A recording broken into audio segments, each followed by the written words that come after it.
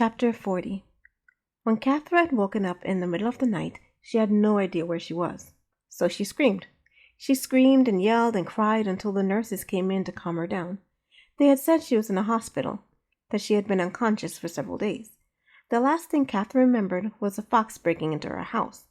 She didn't know what happened after or where Zena was. Zena, where was she? Though she asked everyone who came in, no one knew where her sister was.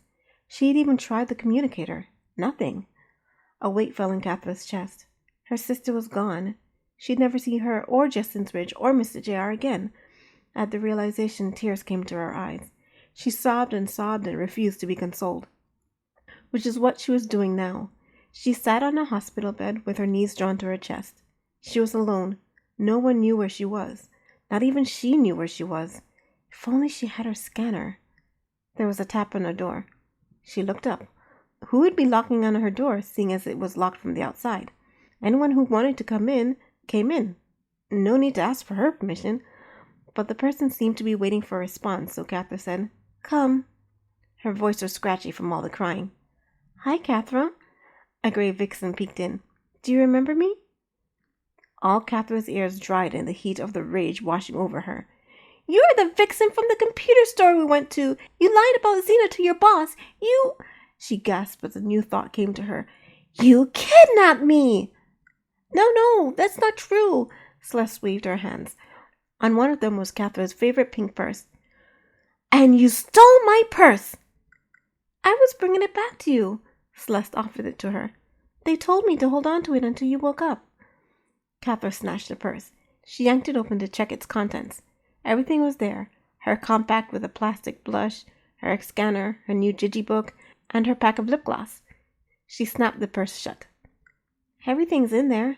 Celeste placed a hand on her chest. "I kept it safe for you. No one went through your things." "Am I supposed to say thank you?" Celeste tilted her head to the side, allowing her hair to cascade over her shoulder. She gave a sad smile as if Catherine was a small child who had no idea how the world worked. "I understand why you're mad at me, but can I tell you something about myself? Something personal?" Catherine blinked. Celeste wanted to share something personal with her? A secret? Catherine loved secrets. Keeping one made her seem more grown up. Before she realized what she was doing, Catherine had leaned in closer to Celeste.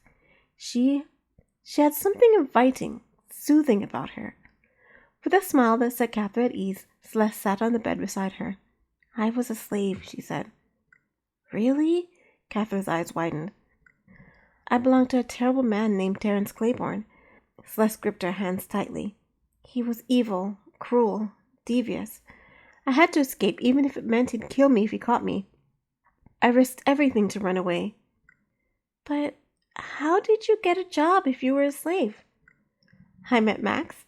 Celeste smiled as if she was in a spring meadow on a warm day. "He paid my debt and bought my freedom." "So that's why you worked for him?" "Partly. He didn't do it as a gift. It was a loan, sort of. I have to pay him back." Celeste sighed, and it seemed as if the world turned gray. "I have over 400,000 left to repay." "That's a lot of money." Celeste nodded. "And if I don't, he'll send me back to Terence Claiborne, who'll kill me for what I did. So you see, I had to do what I did back there. I'm sorry if I hurt you or your sister." "My sister! Zena!" At the mention of Zena, the air Celeste had woven around her story broke. "Can you take me to her?" Celeste shook her head. "I don't know where she is, but I can try and find out." "Please."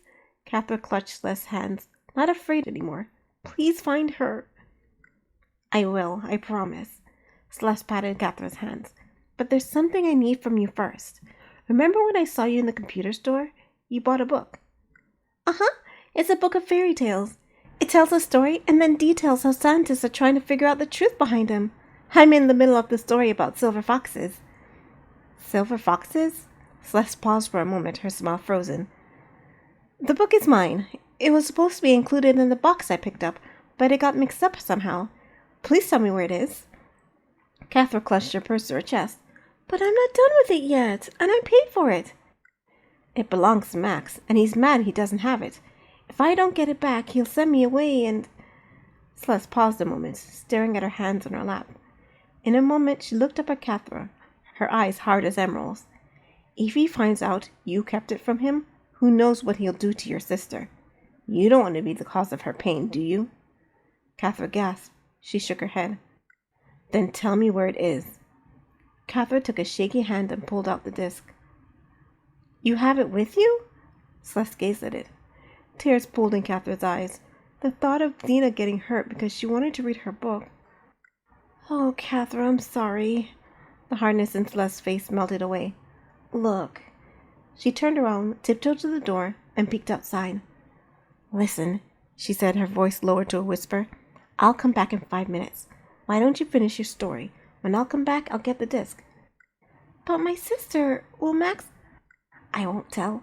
Celeste put a finger on her lips. What Max doesn't know won't hurt him, right? She winked at Catherine. 5 minutes.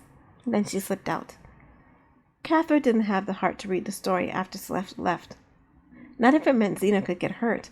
Instead, she waited for Celeste to return and handed it to her. Celeste took the disc, said some comforting things to her, and slipped out, leaving Catherine alone.